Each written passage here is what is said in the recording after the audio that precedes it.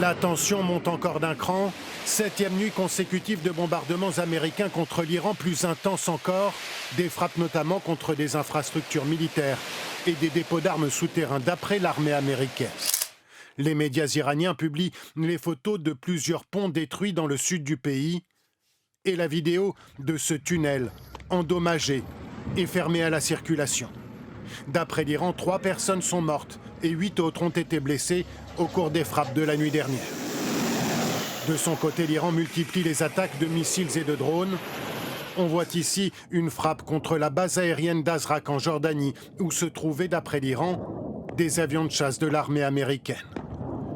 3 pays ont été pris pour cible, la Jordanie donc, le Bahreïn et le Koweït, où le gouvernement a annoncé qu'une centrale électrique et une usine de dessalement avaient été touchées.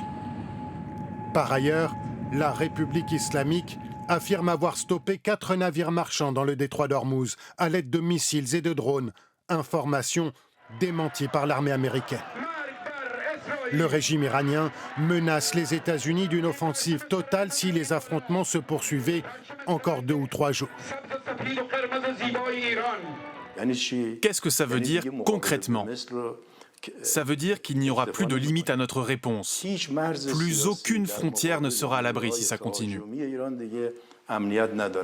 Le détroit d'Ormuz est totalement à l'arrêt, prisonnier de cette logique d'escalade entre l'Iran et les États-Unis qui semble à nouveau hors de contrôle.